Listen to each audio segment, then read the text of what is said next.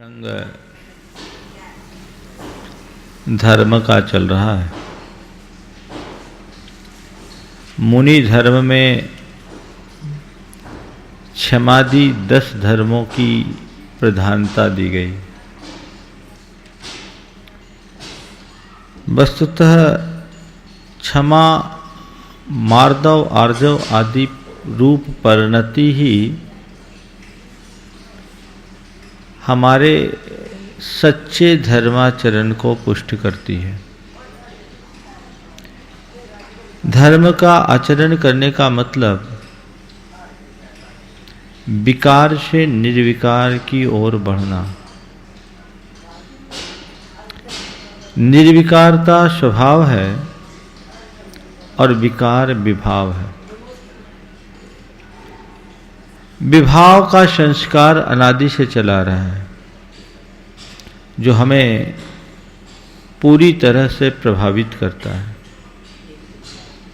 पर स्वभाव के संस्कार को जगाने पड़ती है। स्वभाव के संस्कार को जब हम जगाते हैं तब हमारी वृत्ति और प्रवृत्ति में परिवर्तन आता है और वो हमारे जीवन की धारा को बदलती है। ये 12 भावनाएं जिसकी हम यहाँ चर्चा कर रहे हैं विगत दिनों से, विभाव से स्वभाव की ओर अग्रसर होने के लिए एक अच्छा माध्यम है। अगर हम इनको बार बार चिंतन में लाकर इसे अपने चिंतन का अंग बनाएं तो जीवन व्यवहार को बदल सकते हैं। 10 धर्मों की चर्चा हम लोग 10 लक्षण में तो हमेशा करते हैं, लेकिन ये बात सच है कि केवल धर्म की चर्चा करने से जीवन में धर्म नहीं आता। धर्माचरण मुझे करना चाहिए, इस अवधारणा की स्थिरता से ही धर्माचरण होता है। मेरे मन में जब तक ये बात अच्छे तरीके से नहीं बैठती कि मुझे ये काम करना ही है, तब तक मुझसे कोई भी काम नहीं कराया जा सकता और करा भी नहीं जा सकता। जैन मनोविज्ञान कहता है कि तुम जो चीज चाहते हो उसे अपने हृदय में अवधारित करने की कोशिश करो। अपने मन में उस बात को भली भांति इस तरीके से बिठा लो कि बस उसके बिना और कुछ है ही नहीं। बात कल आई थी क्षमा की और मृदुता की। थोड़ा सा इसको देखो। क्षमा की और मृदुता की, कि हम अपने हृदय में क्षमा कब लाए। तो बात आई कि क्रोध की उत्पत्ति का बहिरंग कारण आने पर मन में क्षमा लाए। इसका मतलब मेरे भीतर एक ऐसी जागरूकता होनी चाहिए कि जब भी कोई क्रोध का कारण आए और उस समय मेरे अंदर जब क्रोध उभरने को हो तो मेरे अंतश्चेतना की जागरूकता मुझे रोके कि नहीं, ट्रैक से बाहर मत आओ, रुको। इस घड़ी में तुम्हें क्षमा धारण करना है क्योंकि तुमने क्षमा रूप धर्म को आत्मसात किया है। और जब मेरी चेतना मुझसे कहेगी कि नहीं, इस समय तुम्हें क्रोध करना उचित नहीं, मेरे मन में क्रोध जगेगा ही नहीं। 2 स्थितियां हैं। क्रोध का उफान आने पर उसे शांत करना,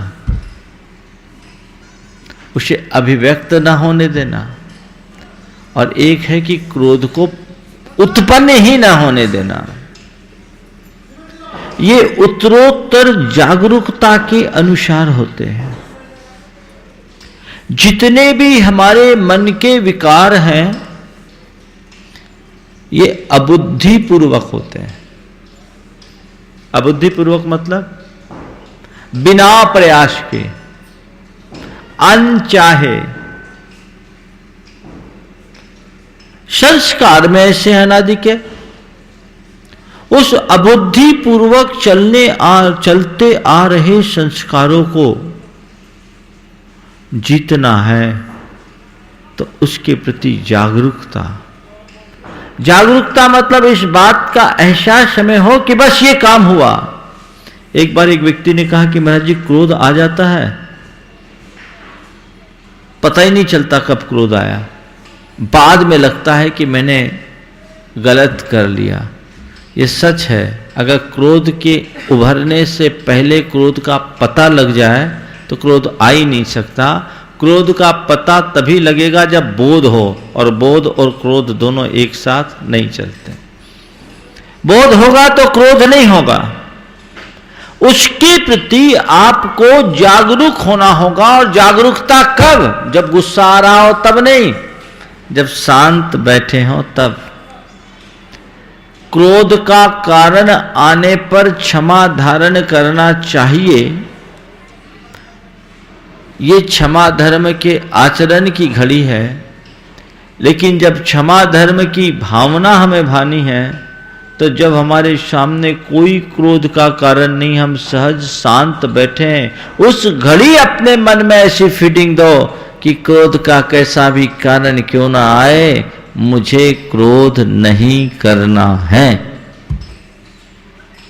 ये फीडिंग मेरे मानस पटल पे जब होंगे, मेरी सबकॉन्शियस में ये बात अवधारित हो जाएगी, तो उस घड़ी जैसे क्रोध का कारण आएगा और मैं क्रोध में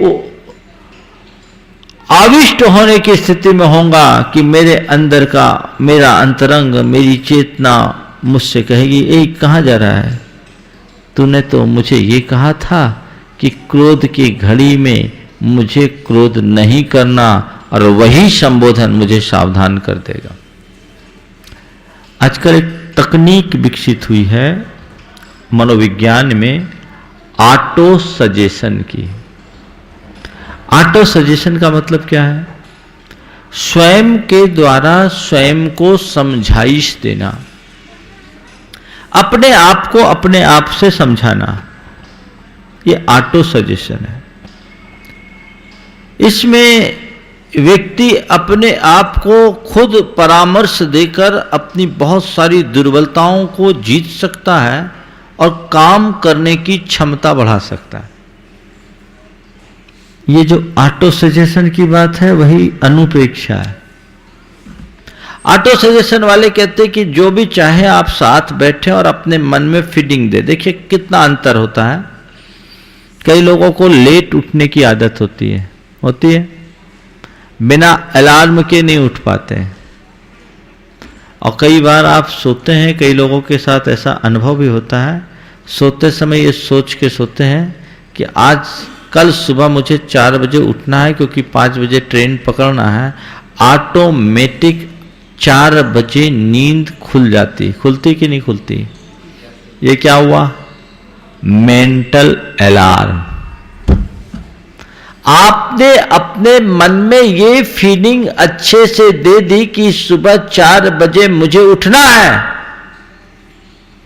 आप किसी परिवार के सदस्य को कहो, वो आपको उठाने में भूल कर सकता है, लेकिन अपने अंतर मन को कहोगे तो वो कभी भूल नहीं कर सकता। इसी तरीके से मुझे जो काम करना है उस काम की फीडिंग अपने मन में डालने पर वो कालांतर में इस तरह से प्रकट होता है और हमें उस कार्य में प्रवृत्त करने में निमित्त बन जाता है या उस कार्य को संपन्न करने में सहायक बन जाता है। तो ये है ऑटो सजेशन, जो हमारी 12 भावनाओं में, उसे ही हम पुरानी भाषा में अनुप्रेक्षा कहते हैं।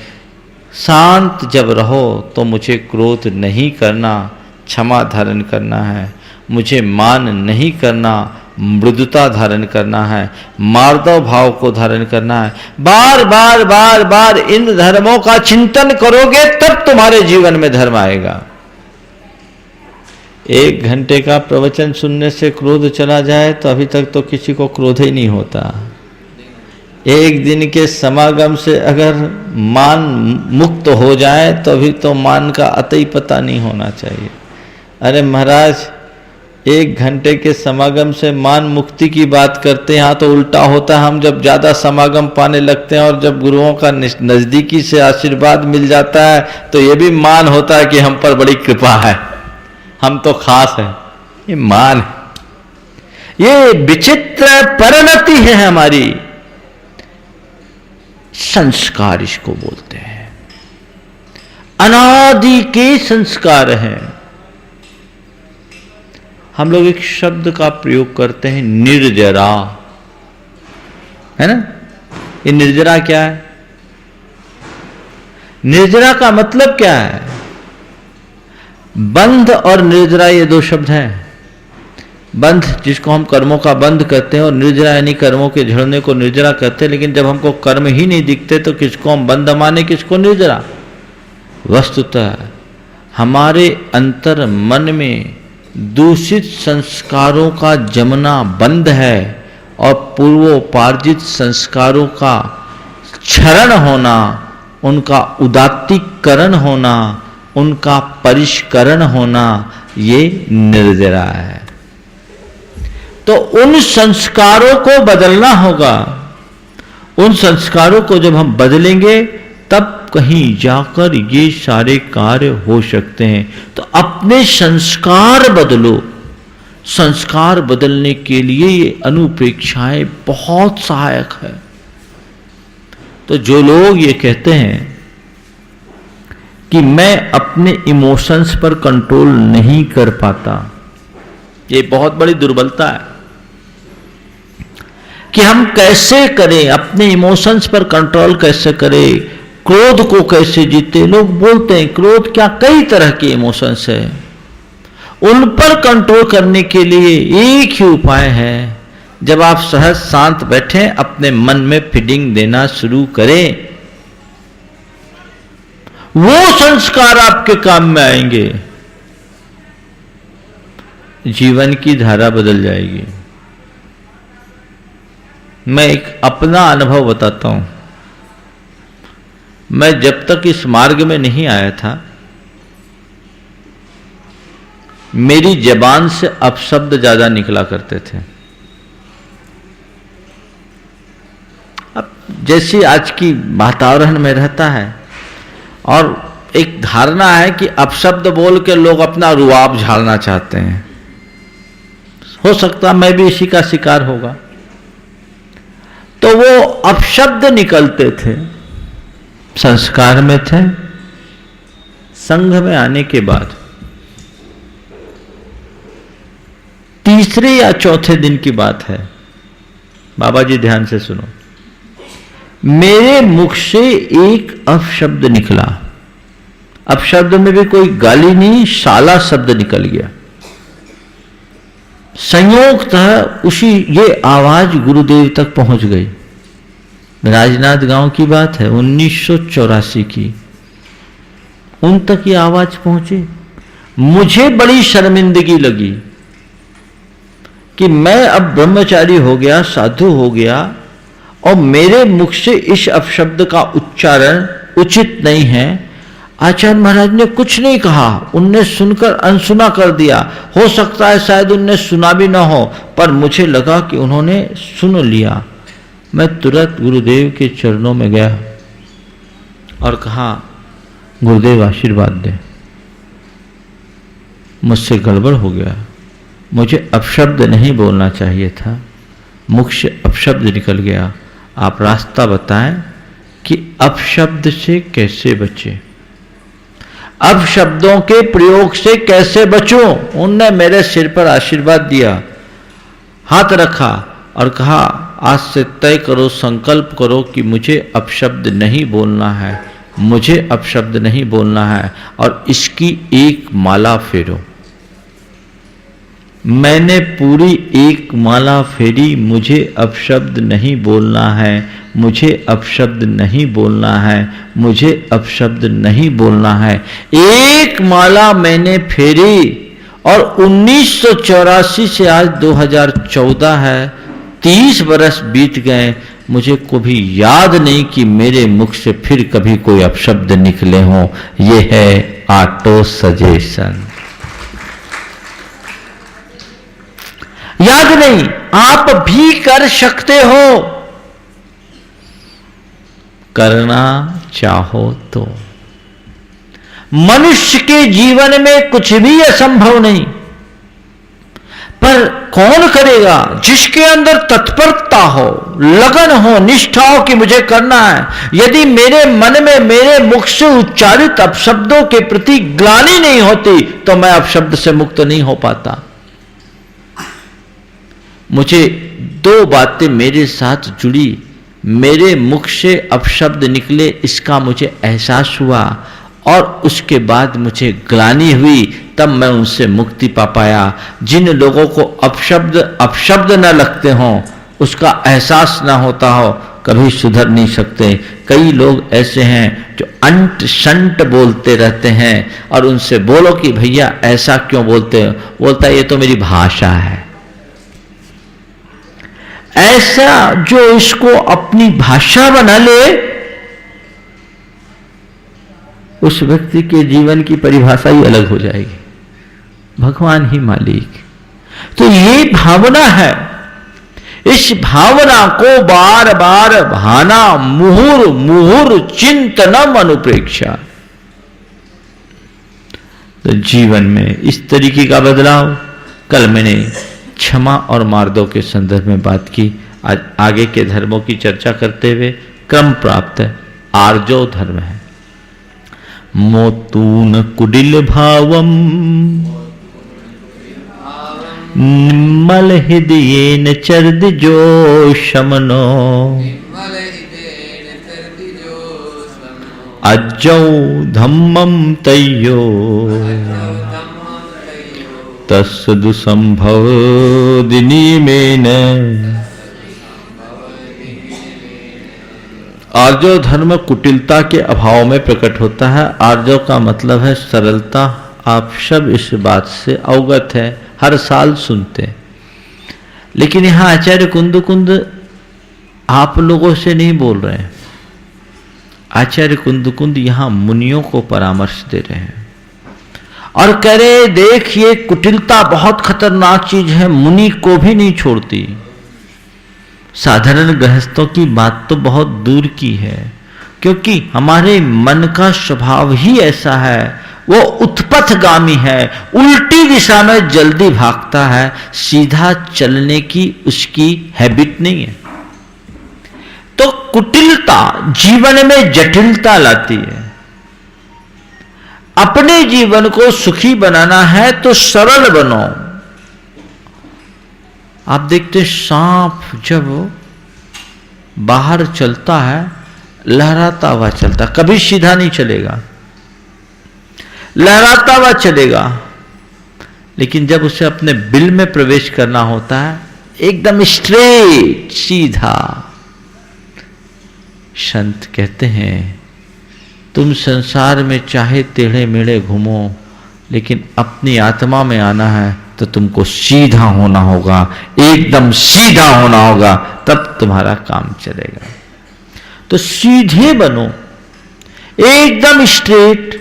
आचार्य कुंद कहते कि देख तेरे मन की थोड़ी सी भी कुटिलता तेरे जीवन को जटिल बना देगी और वो तेरी प्रगति में अवरोध उत्पन्न करती है। इसलिए जैसे तू क्रोध के प्रति जागरूक है, मान के प्रति जागरूक है, अपनी इस माया के प्रति भी जागरूक हो। गाथा का अर्थ है जो समनो निम्मल हृदयेन कुडुल भावम मोतून निम्मल हृदयेन चरदी। जो शमन, जो मुनि अपनी कुटिल भाव को छोड़कर यानी कुटिलता को त्याग कर हृदय की निर्मलता के साथ चलता है, तस् तय्यो अज्जौ धम्मम नियमेन संभवति। उसका ये तीसरा आर्जव धर्म नियम से संभवित होता है, यानी उसके जीवन में ही ये आर्जव धर्म पल पाता है, पनप पाता है और किसी दूसरे के जीवन में नहीं। तो कहने का तात्पर्य यह है अपने मन में दुराव छिपाव से अपने आप को बचाओ। कुटिलता जैसा भी यहाँ आचार्य कह रहे हैं कि मुनियों के जीवन में भी कुछ कुटिलता होती, कई तरह की कुटिलता होती है। जैसे आज मैं बैठा था, संघ की कुछ चर्चाएं हो रही थी, कुछ लोग बैठे तो मुझे उनसे कहना पड़ा कि अभी हम आपसे बाद में मिलते हैं। तो निश्चित रूप से उनसे मैंने छिपाया। क्यों छिपाया? छिपाना एक प्रकार की माया है, लेकिन कई बार नीति कहती है कि भाई कुछ बातें ऐसी हैं जो सब में प्रकाशित नहीं होनी चाहिए, तो व्यवहार भी लाना पड़ता है। आध्यात्म कहता है सब खुला रखो, लेकिन नीति कहती है कि सब खुला रख दोगे तो मामला गड़बड़ हो जाएगा, कुछ चीजें छिपाओ।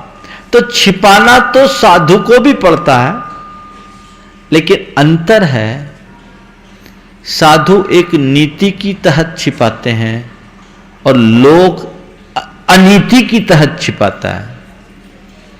एक नीति की तहत किसी चीज को आप छिपाए तो कोई खतरा नहीं, लेकिन छिपाना ही अपनी नीति बना ले तो खतरे से खाली नहीं। क्या कर रहे हैं? कुटिल भाव से मुक्त हो। आप लोगों से मैं कहता हूं, मैं कितना भी कहूंगा पूरी तरह से सरलता नहीं आ सकती, लेकिन इतना भर कर ले कि मैं 3 जगह कुटिल नहीं बनूंगा, जीवन धन्य हो जाएगा। 3 जगह केवल कुटिलता नहीं रखूं। कहां? धर्म क्षेत्र में कुटिलता नहीं करूंगा। धर्म क्षेत्र में कोई भी काम करूंगा निश्चल मन से करूंगा, उसमें कोई कुटिलता नहीं। कर सकते कि नहीं कर सकते? लेकिन लोग हैं आजकल धर्म क्षेत्र में भी कुटिलता करने लगे हैं। कई लोग हैं जो आजकल धार्मिक संस्थाओं के प्रमुख बनने के लिए राजनीति करना शुरू कर दी। दांव पेच होने लगे, होते हैं एक दूसरे के ऊपर घात प्रतिघात, आरोप प्रत्यारोप की भावना, एक दूसरे को नीचा दिखाने की भावना, ये गंदी मानसिकता है। धर्म के क्षेत्र में राजनीति करके मनुष्य अपना सर्वनाश करता है। राजनीति के क्षेत्र में तुम्हें जितनी राजनीति करना है करो, कम से कम कुछ नाम कमाओगे, पैसा कमाओगे और जो करोगे सो करोगे। लेकिन धर्म के क्षेत्र में तो तुम्हें अपना समय लगाना है, शक्ति लगाना है, संसाधन लगाना है, और ये सब लगाकर कुटिलता करोगे तो पाप कमाओगे। इससे बड़ी बेवकूफ़ी और कुछ नहीं। धर्म क्षेत्र में जो भी मैं काम करूंगा अपने कल्याण की भावना से करूंगा, उसमें किसी भी प्रकार की कुटिलता को पनपने नहीं दूंगा। ये सावधानी रखी जा सकती कि नहीं? जो कहूं निश्चल हृदय से, जो कर सकूंगा वही कहूंगा, और जो नहीं कर सकूंगा वो नहीं कहूंगा, और जो कहूंगा उसको जरूर करूंगा। किसी प्रकार का छल छद्म नहीं, धोखा। आपको क्या बताऊं, कई लोग तो ऐसे होते हैं जो धर्म क्षेत्र में भी बड़ी बड़ी बातें करते हैं और धर्म क्षेत्र का इस्तेमाल करते हैं। एक व्यक्ति की बात मैं आपको बता रहा हूं। एक व्यक्ति कुछ ओवर एस्टिमेट बिजनेस कर लिया। जीवन में कभी ओवर एस्टिमेट बिजनेस मत करना।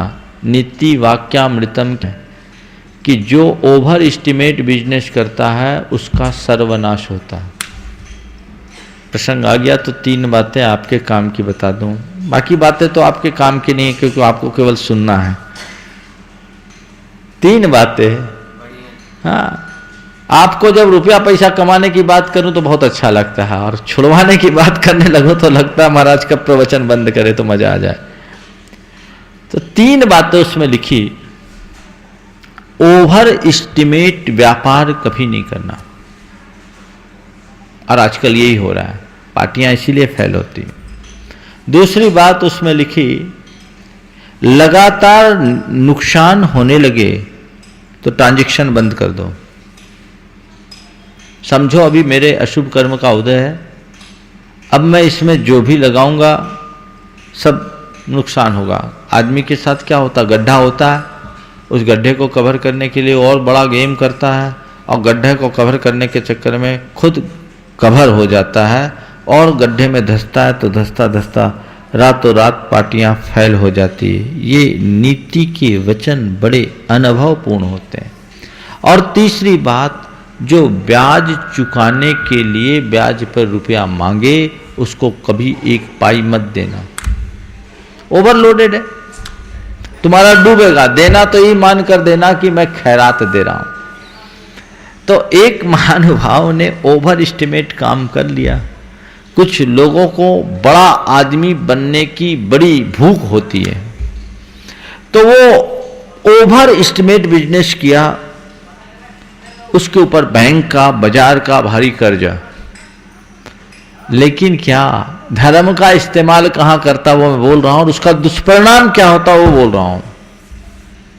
उस व्यक्ति ने समाज में अपनी गुडविल बनाए रखने के लिए एक साधु के चातुर्मास में 50 लाख का खर्चा कर दिया।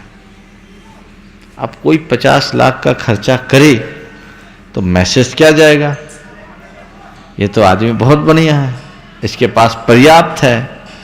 नॉर्मली आदमी अपनी हैसियत के हिसाब से ही खर्च करता है। उसने 50 लाख रुपया चातुर्मास में खर्चा किया, खूब वाहवाही हुई, और उस वाहवाही की ओट में उसने बाजार का करीब 10 खोखा और ले लिया। होना क्या था, ओवर एस्टिमेट था ऑलरेडी। कहते ओछी पूंजी से कभी बड़ा धंधा नहीं होता। और ये हाल हुआ कि चातुर्मास संपन्न हुआ, संतों का विहार हुआ, और उस आदमी की हालत ऐसी पस्त हुई, 6 महीने बाद सारा धंधा चौपट हुआ, और एक फोर्जरी के केस में वो अरेस्ट भी हो गया। एक ही काम के लिए 3 बैंकों से लोन ले रखा था मशीनरीज के लिए। अब बोलिए क्या है ये धर्म का इस्तेमाल। मुझसे किसी ने पूछा, महाराज अमुक आदमी, मेरे सामने की बात नहीं, मैं कहीं और था, पर जो व्यक्ति के साथ ऐसी घटना घटी, उसके एक मित्र ने मुझसे कहा कि महाराज इस आदमी ने इतना दान किया, उसके बाद इस पर ऐसी विपत्ति कैसे आई। मैंने कहा उससे पूछो उसने दान किया कि अपनी मार्केटिंग की। धर्म नहीं किया, धर्म का इस्तेमाल किया। समाज में ऐसे बहुत लोग होते हैं, तो ऊपरी क्रियाओं से जल्दी प्रभावित मत होना, क्योंकि सब रंगे सियार हैं। समझ गए ना, रंगे सियार समझते हैं। हाँ, रंग है ऊपर का अलग, अंदर से अलग है। तो ये चीजें बहुत समझने की है। तय करो धर्म क्षेत्र में मैं कभी कुटिलता नहीं करूंगा। ये आपके जीवन का रास्ता प्रशस्त करेगी। अगर वो आदमी पॉजिटिवली इस काम में ऐसा करता कि मेरे अशुभ कर्म का उदय है, मेरे सौभाग्य से सद्गुरु का सानिध्य मिला है, तो धर्म भाव से अपने मन का बोझ हल्का करने की मनसा से उनसे कोई संबोधन लेता, उनका कुछ उपदेश सुनता, धर्म ध्यान करता, पूजा पाठ करता, जाप करता, ध्यान करता, कर्मों की निर्जरा करता, तो हो सकता है कि उसकी परिस्थितियां कुछ बदलती। लेकिन आदमी उलट। और एक बात बताऊं, विनाश काले विपरीत बुद्धि, बुद्धि वैसी दौड़ती है। तो ऐसा तय करो कि ऐसे क्षेत्र में मैं कभी कुटिलता नहीं रखूंगा। चलूं आगे। नंबर 2, गुरु से कभी कुटिलता मत रखना। वहां अपना हृदय खोलना। गुरु के आगे कुटिलता रखोगे, जाओगे, बेड़ा गर्क हो जाएगा, जीवन नरक बन जाएगा।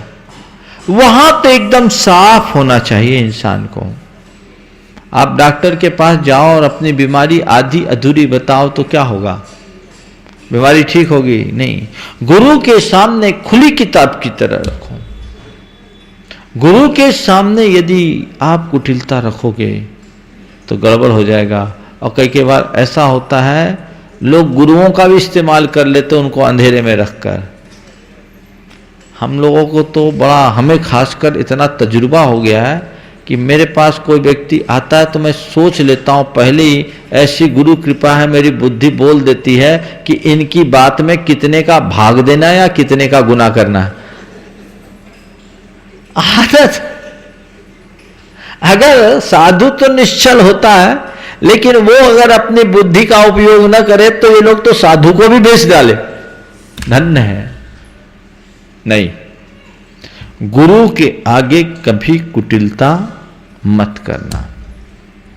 और तीसरी बात, अपने मां बाप से कभी कुटिल व्यवहार मत करना। मां बाप से कुटिलता कभी मत करना। ये तीन से तो कुटिलता से बचो। ये कुटिलता तो अनंतानुबंधी जैसी कुटिलता है। ऐसे व्यक्ति को नरक के अलावा और कहीं जगह नहीं मिलने वाली, और जीते जी अपना जीवन नरक बना लेता है। आजकल तो माँ बाप से भी कुटिलता रखते हैं, उनकी संपत्ति हथियाने के लिए उनके आगे एकदम श्रवण कुमार बने रहते हैं, और जैसी संपत्ति अपने नाम हुई धक्का मार के निकाल देते हैं। 4 रोज पहले एक व्यक्ति को उसके बेटे ने धक्का मार के निकाल दिया घर से बाहर। संपत्ति ली, 32 लाख रुपया का फ्लैट ले लिया, बाप को बाहर का रास्ता दिखा दिया। धन्य है। क्या है? केवल संपत्ति सब कुछ है। जिसने तुम्हें जन्म दिया, जीवन दिया, संस्कार दिया, शरीर का एक एक बूंद खून जिसकी कृपा का प्रसाद, उसके साथ कुटिलता ये शोभनीय नहीं है। तो इस प्रकार से तीन के साथ कुटिलता कभी मत रखो। इतना भी अपने आप को संभाल लिए तो जीवन धन्य हो जाएगा।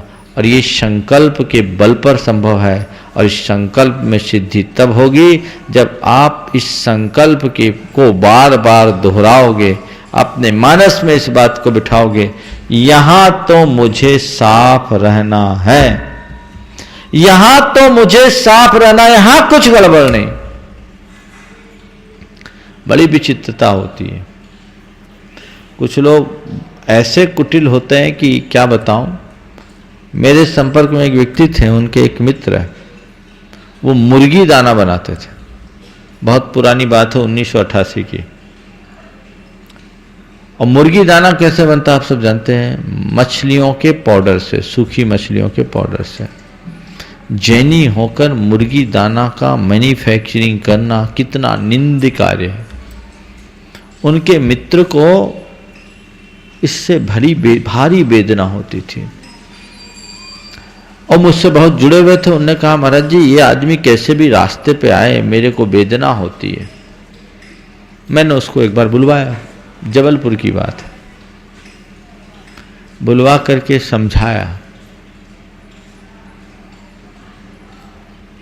आधा घंटा बातचीत करने के बाद उस व्यक्ति ने सम्मति दे दी कि मैं ये व्यवसाय बंद करूंगा।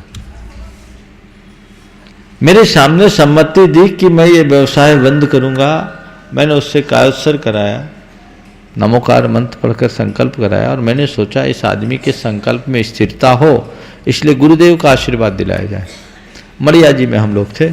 हमने कहा चलो आप मेरे साथ, हम आपको गुरुदेव का आशीर्वाद दिलाते हैं। आप ये काम किए हो और इस काम को आपको 2 साल की अवधि में बंद कर देना है। जितनी जल्दी अपने आप कुछ नहीं करना, नई लाइन लेना।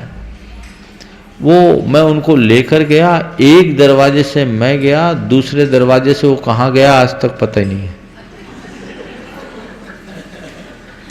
कहाँ गया पता ही नहीं आज तक। काहे को आचार्य श्री के पास जाए।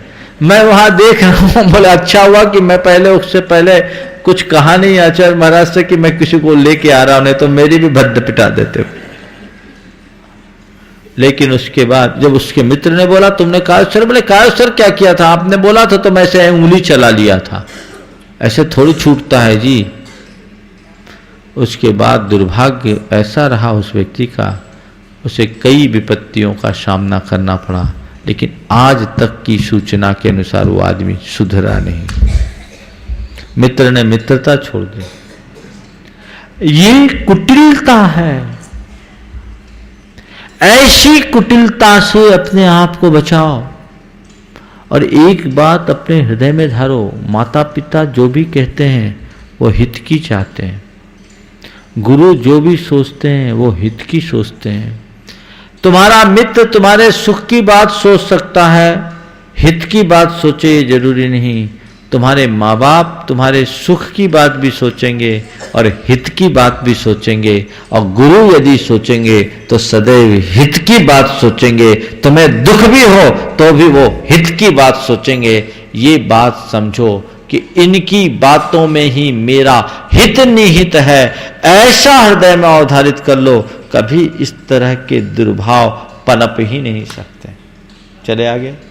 अब आर्जों के बाद क्रम में सत्य है, शौचवाद में है। देखिए, पर संतावन कारण, पर संतावन कारण, वैनम मोतून सपरहिद वैनम, वैनम मोतून सपरहिद वैनम, जो बदद भिक्षु तुर्यो तस्सुधम्मम हवे सच्चम।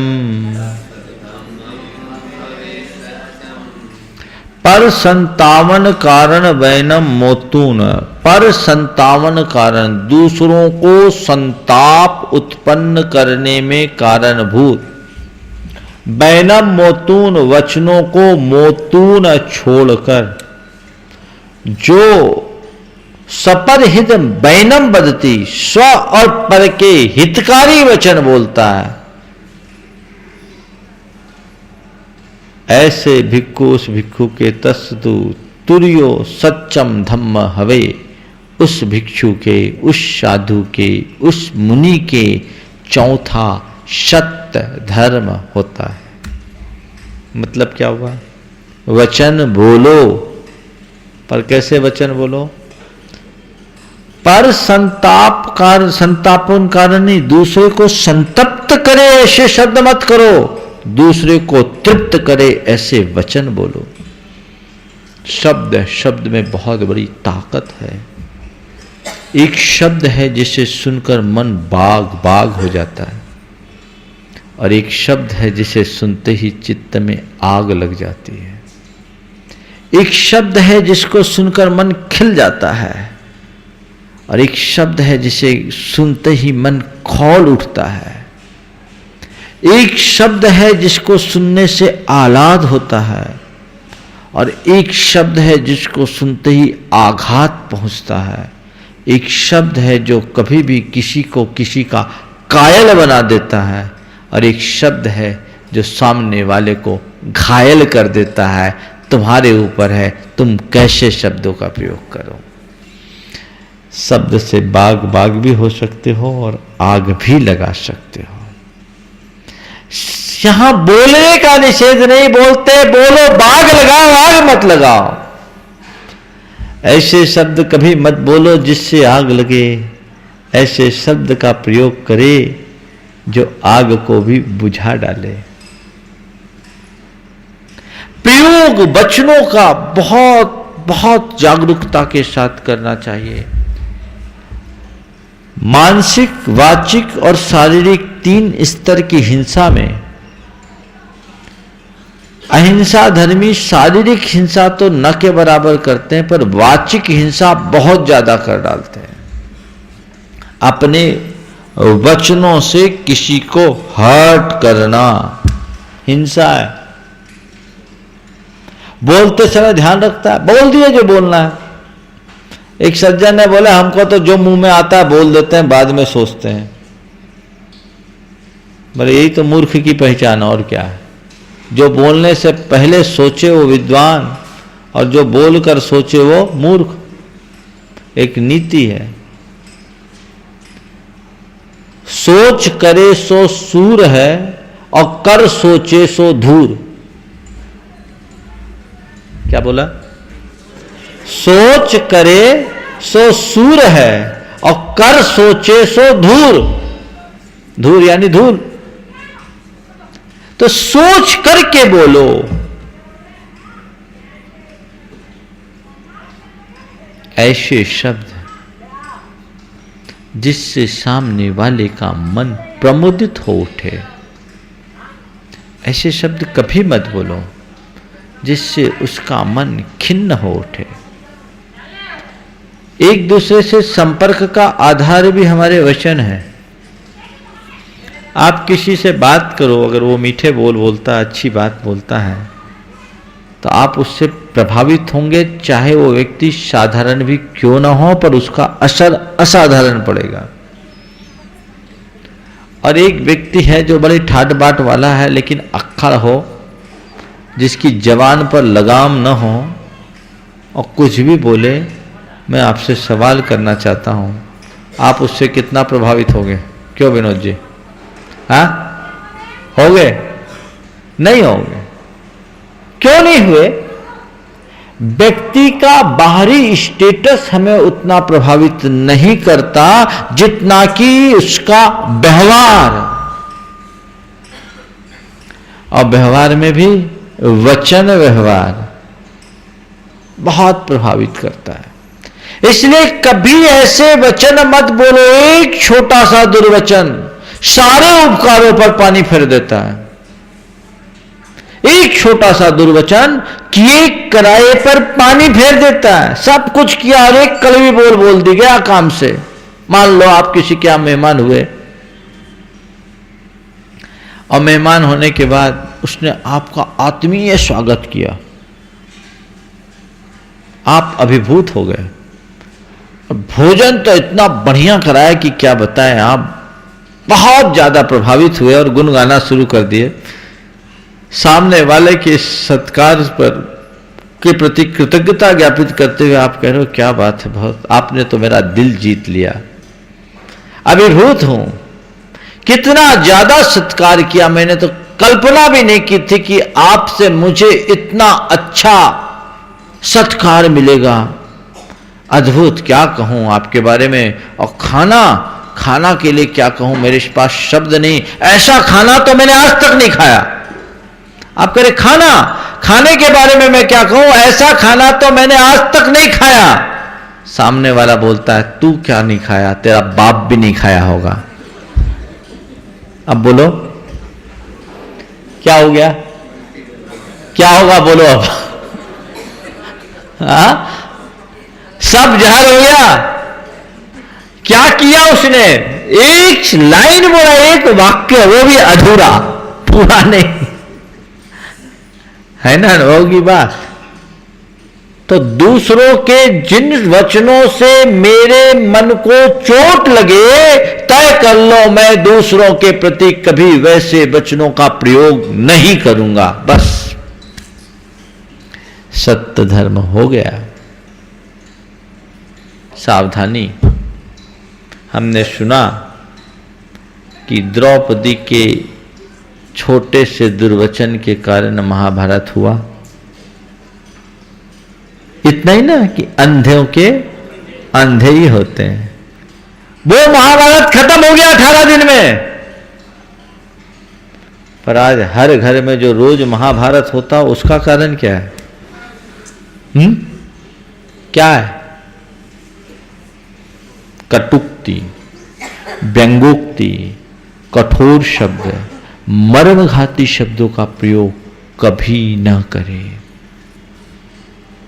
कभी किसी को ताड़ना न दे, कभी किसी की भर्त्सना न करें, कभी किसी के साथ अपशब्द का प्रयोग न करें और मर्मघाती वचन न करें। मर्मघाती, बहू से गलती हुई और उसके खानदान की क्लास ले रहे, जो यहां अनुपस्थित है। गलती किसने की? बहू ने। और जोड़ किसको रहे? मर्मघात। आदमी अपना अपमान सह लेता, खानदान का अपमान सहना कठिन हो जाता है। एकदम कर्कश शब्दों का प्रयोग जो कान में चुभे, गधा कहीं का, आता जाता कुछ है नहीं। अरे इंसान है, उसको थोड़े तरीके से बदलो तो बहुत फर्क पड़ेगा। तो ऐसे शब्दों का प्रयोग कभी न करें। अपने आप को बचाएं। जो उल्टा सीधा बोलने के आदी हैं, बस जागरूक हों अपने शब्दों के प्रति और ये बोलें, धीमा बोलो, कम बोलो, मीठा बोलो। माला फेरो उसकी, बोलते समय ख्याल रखो, तब काम आता है। बोलने बोलने में भी बड़ा गड़बड़ हो जाता है। कई बार ऐसा होता है कि हमारे साथ एक ब्रह्मचारी था, अब वो थोड़ा सा उद्दंड प्रकृति का था। उद्दंड मतलब बाचाल था ज्यादा, और रोज किसी न किसी के साथ उसकी स्टेशन फंस जाती थी। तो बोलता था, तब ऐसे आदमी जिसका मिजाज इस तरीके का हो उसको भी थोड़ी थोड़ी गिल्टी तो होती है। एक दिन 2-3 लोगों से जब उसकी बकझक हो गई तो थक करके वो गुरुदेव के चरणों में गया और कहा, गुरुदेव हमें 2 महीने का मौन दे दीजिए, हमको 2 महीने का मौन दे दीजिए। 1985 की बात, हम लोग आहार जी में थे। कहा 2 महीने का मौन दे दीजिए। आचार्य गुरुदेव ने कहा पहले बोलना सीख लीजिए, पहले बोलना सीखो। जिसको बोलना नहीं आता वो मौन क्या पालेगा, बोले तेरा मौन और भयानक हो जाएगा। तो ये बोलना भी एक कला है। सावधानी, दूसरों को संतप्त करने वाले वचनों का कभी प्रयोग नहीं करना, यही सत्य है। एक नीति बोलती है, सत्यम ब्रूयात् प्रियम ब्रूयात् ना ब्रूयात् सत्यम अप्रियम ना नृतम च प्रियम ब्रूयात् ऐसा धर्म सनातन। यद्यपि सत्य का क्षेत्र बहुत व्यापक है, वो केवल बोलने तक सीमित नहीं है, लेकिन ये व्यवहार को सुधारने के लिए जब सत्य की बात करते हैं तो उसको वाचिक सत्य तक ही सीमित रखा गया है। सत्य बोले, प्रिय बोले, ना ब्रूयात् सत्यम अप्रियम, अप्रिय सत्य ना बोले, और ना नृतम च प्रियम ब्रूयात्, और प्रिय झूठ ना बोले, ऐसा धर्म सनातन। कुछ लोग बोलते हैं हम तो सच बोलते हैं, सच कड़वा होता। अरे भाई, जहां कड़वाहट है वो सच ही नहीं। सत्य के साथ मिठास। एक ही बात ध्यान रखना, जिसके मुख में मिठास उसका हर दिल में निवास। जिसके मुख में मिठास उसका हर दिल में निवास, और जिसके मुख में खटास कोई ना आवे उसके पास। कोई आएगा, कौन आएगा? तो आप बोले तो सत्यम ब्रूयात् प्रियम ब्रूयात्, कड़वा मत बोलो। कड़वाहट भी असत्य है। ना ब्रूयात् सत्यम अप्रियम, अप्रिय सत्य मत बोलो। कभी किसी से अप्रिय सत्य नहीं बोलना, सीधे सीधे चुभ जाए, ऐसे शब्दों का प्रयोग नहीं करना। नीति में बहुत सारी बातें बताई। देखो, अप्रिय सत्य में क्या बताया, एक नीति पढ़ रहा था, उसमें बोला कभी किसी व्यक्ति से उसकी जाति मत पूछो सीधे, उसकी आमदनी मत पूछो, और किसी स्त्री से उसकी उम्र मत पूछो। ये तीनों बड़े चुभ जाती। नीति के वचन है। किसी की जाति पूछ लो सीधे सीधे तो उसको चुभेगा,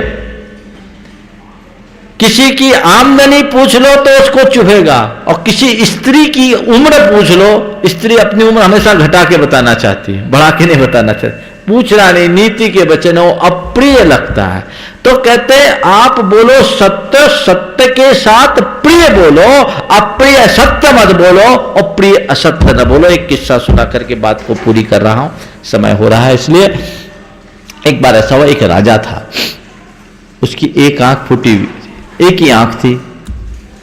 अब राजा के मन में सनक चढ़ी अपनी तस्वीर बनवाने की, चित्र बनवाने की। चित्र कैसे बनाए? पूरे राज्य में से 3 चित्रकार आए, जो बड़े चुनिंदा चित्रकार थे, अपने अपने क्षेत्र में बड़े ख्यात।